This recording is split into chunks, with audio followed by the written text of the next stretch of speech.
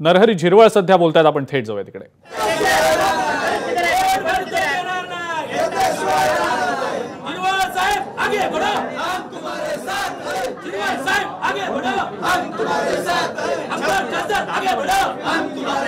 आदिवासी आमदारांच्या आंदोलनाचे अपडेट्स आपण सध्या पाहतो आहोत।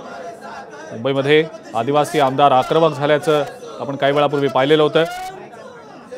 पेसा भरती आणि धनगर आरक्षण मुद्द्यावर हे आदिवासी आमदार लोकप्रतिनिधी आंदोलन करतायत। मंत्रालयातल्या जाळीवर उतरत या लोकप्रतिनिधींनी आंदोलन केलेलं होतं। सध्या या आदिवासी आमदारांनी ठिय्या दिलेला आहे आणि जोरदार घोषणाबाजी केली जाते।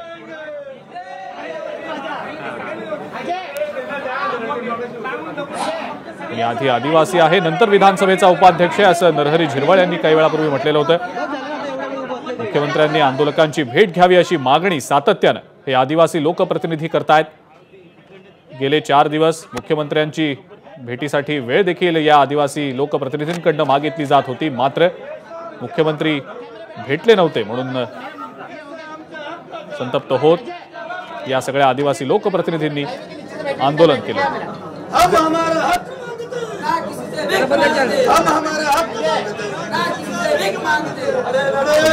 या आदिवासी आमदारांनी मंत्रालयात ठिय्या आंदोलन केल्याचं आपण पाहतो दृश्यांमध्ये। जोरदार घोषणाबाजी देखील या लोकप्रतिनिधींकडून केली जाते। मुख्यमंत्र्यांनी तातडीनं या आंदोलकांची भेट घ्यावी अशी मागणी नरहरी झिरवळ यांनी केलेली आहे। आम्ही आधी आदिवासी आहोत, मग आम्ही आमदार आणि उपाध्यक्ष आहोत, असं नरहरी झिरवळांचं म्हणणं आहे। पेसा भरतीचा आणि सोबतच धनगर आरक्षणाच्या अनुषंगानं हे सगळे आदिवासी लोकप्रतिनिधी आंदोलन करत होते।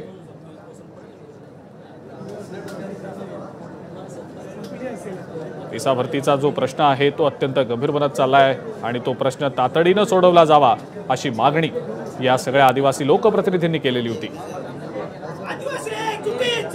सरकारचं लक्ष वेधण्यासाठी, मुख्यमंत्र्यांचं लक्ष वेधण्यासाठी या आदिवासी लोकप्रतिनिधींनी आंदोलन देखील केलेलं होतं। सातत्यानं मुख्यमंत्र्यांच्या भेटीसाठीची वेळ मागितली जात होती, मात्र मुख्यमंत्र्यांची भेटीची वेळ मिळत नाहीये अशी तक्रार या लोकप्रतिनिधींनी केलेली होती।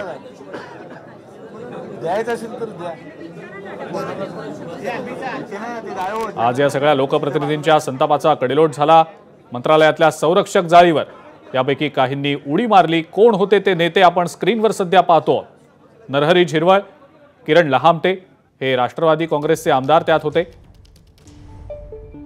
नरहरी झिरवळ विधानसभेचे उपाध्यक्ष देखील आहेत। बहुजन विकास आघाडीचे राजेश पाटील आणि भाजपचे खासदार हेमंत सावरा देखील संरक्षक जाळीवर उडी मारणाऱ्या नेत्यांमध्ये होते।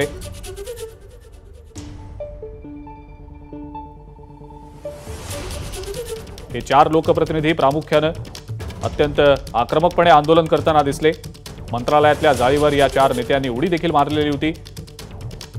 सातत्याने मागणी केली जात होती, मुख्यमंत्र्यांनी आंदोलकांची भेट घ्यावी, सरकारने हे प्रश्न अत्यंत गांभीर्याने सोडवावेत।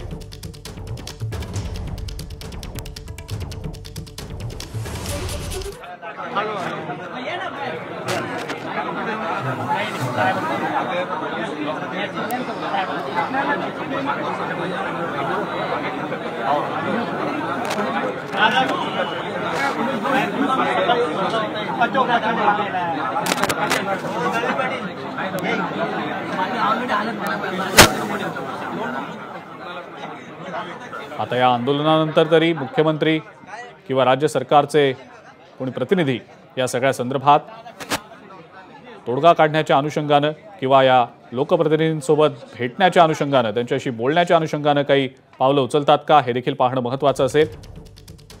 मुख्यमंत्र्यांनी आपल्याला तातडीनं भेट द्यावी अशी मागणी या आदिवासी लोकप्रतिनिधींची आहे। सध्या हे सगळे लोकप्रतिनिधी ठिय्या त्यांनी मांडलेला आहे, ठिय्या आंदोलन ते करतायत।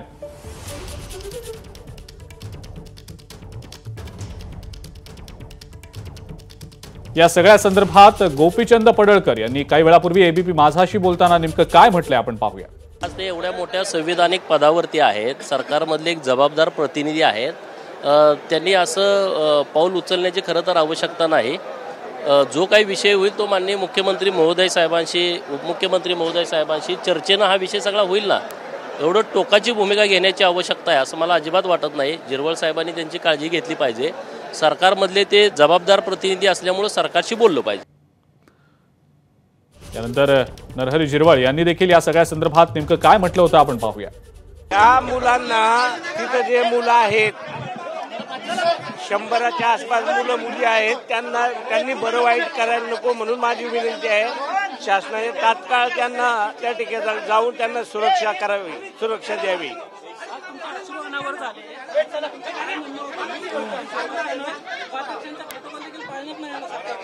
आदिवासीचाच पाळला जात नाही. उपाध्यक्ष सोडून द्या.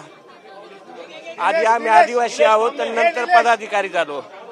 ज्यांनी आम्हाला आदिवासी प्रतिनिधी म्हणून पाठवलं त्यांची जर सण उत्सव सगळे इकडंच होत असतील तर आमचा काय उपयोग. 14 दिवस झालेत ते मुलं इथं आहेत. 14 दिवस एखाद्याने तरी येऊन पाहिलं का तिथं रस्त्यावर झोपतात. आदिवासी आहेत पण माणसं आहोत आम्ही. निलेश बुधावले आपले प्रतिनिधी या संदर्भातली अधिक माहिती आपल्याला देत आहेत. निलेश, सध्या हे आदिवासी लोकप्रतिनिधी ठिय्या मांडू नये, ठिय्या आंदोलन ते करतायत, काय नेमकी माहिती? अजिंक्य, मागील जवळपास 1.5 तासापासून मंत्रालयातल्या 3ऱ्या मजल्यावर त्या आदिवासी सर्व आमदारांचं आंदोलन सुरू असल्याचं आपल्याला पाहायला मिळतं. या सर्व आमदारांचं असं म्हणणं होतं की प्रामुख्यानं आमच्या ज्या मागण्या आहेत, खास करून पेसा कायद्याअंतर्गत सर्व जे विद्यार्थी आहेत, आदिवासी विद्यार्थी, त्यांची भरती पूर्ण करा, ती मागणी पूर्ण होत नाहीये आणि त्यामुळे आम्हाला हा आंदोलनाचा पवित्रा घ्यावा लागलेला आहे. मंत्रालयातल्या 2ऱ्या मजल्यावर हे आंदोलन सध्या सुरू असल्याचं पाहायला मिळतंय. निलेश, काही क्षणांसाठी थांबवतोय आपल्याला. प्रकाश शेंडगे आहेत आपल्यासोबत, त्यांची या संदर्भातली प्रतिक्रिया आपण जाणून घेऊया. प्रकाशजी, आदिवासी लोकप्रतिनिधी आंदोलन करतायत, मंत्रालयाच्या जाळीवर उतरून त्यांनी आंदोलन केलेलं आहे. सरकार मागण्यांबाबत गंभीर नाही असा आरोप ते करतायत. आपली पहिली प्रतिक्रिया. त्वरेवरून येऊन जाळीवर त्यांच्या जाळीचा खास उभा होतो काय आम्ही असा काय कशासाठी आहे तर ते मुख्यमंत्र्याची भेट झाली. मुख्यमंत्र्यांनी त्यांना काय ते सांगितलंय त्यांना की संध्याकाळी 6:30 वाजता का 6 वाजता एजींशी बोलून त्याविषयी आपण चर्चा करण्याचं काय बोललेलं आहे त्यांना. आता झिरवळ साहेबांशी मी वास्तविकता झिरवळ साहेबांना मी लेखी पत्र दिलेलं आहे, सुद्धा भेट घेतलेली आहे की झिरवळ साहेब आपण गैरसमज घेऊ नका आणि आपल्या समाजाचा गैरसमज आपण करून देऊ नका की धनगर समाजाला शेड्यूल ट्राईब मधलं म्हणजे तुमच्या आदिवासी मधलं काय का काढून घ्यायचं आहे का किंवा त्यात घुसखोरी करायचं आहे का, असा आमचा मुळीच विषय नाहीये. आमचा विषय साधा सोपा आहे की आता आमचा विषय जो आदिवासी 7% सोडून आमचं आता 3.5% एनटीच आरक्षण आहे ते सब कॅटेगरायझेशन करून ब कॅटेगरी करून आम्हाला आदिवासी सवलती द्यावा. 3.5% मध्ये आम्ही समाधानी आहोत. त्यांचा निधी 1% सुद्धा 1 रुपया सुद्धा निधी त्यांचा घ्यायचा नाहीये. त्यांचे राजकीय आरक्षण आम्हाला घ्यायचं नाहीये. एक जिल्हा परिषद जागा असेल किंवा ज्या भागामध्ये आदिवासी बहुल भाग आहे त्या भागामध्ये धनगर समाजासाठी ग्रामपंचायत सुद्धा नाहीये. त्यामुळे त्यांचा एकही आमदार कमी होणार नाहीये. जर आम्हाला जर एसटीच्या सवलती अंमलबजावणी केली तर आमचा पश्चिम महाराष्ट्रामध्ये आणि मराठवाड्यामध्ये धनगर समाज मेजॉरिटी आहे. तिथं मतदान आमचं मतदार आहेत आणि त्यामुळे तिथं आमदार वाढतील ना. आमचं बारामती सुद्धा राखीव होऊन जाईल जर आम्हाला हे केलं तर. त्यामुळं आदिवासीच्या बांधवांचं आम्हाला काही आमचं बिलकुल त्यांना हे करायचं नाहीये, दुखवायचं नाहीये. उलट आम्ही एकीनं जर राहिलो तर या महाराष्ट्रामध्ये राजकीय क्रांती झाल्याशिवाय राहणार नाही, आदिवासी मुख्यमंत्री होईल. पण ही आमची भूमिका जी आहे ही आमची भूमिका करण्यासाठी मी झिरवळ साहेबांना हा जो विनंती केलेली आहे 2 दिवसापूर्वी मी त्यांना गेटवरती भेटलो किंवा आपण बसलं पाहिजे, आपलं भेटलं पाहिजे, कारण 2 समाजामध्ये चुकीचा मेसेज जाऊ नये.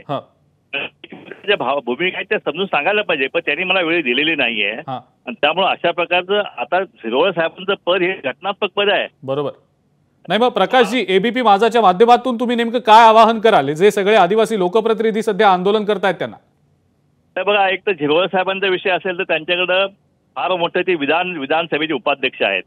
त्यांना त्यांच्या अधिकाराचा वापर करून मुख्यमंत्र्यांना निर्देश घेऊन त्यांच्या कॅबिनेटमध्ये चर्चेला बोलवू शकतात.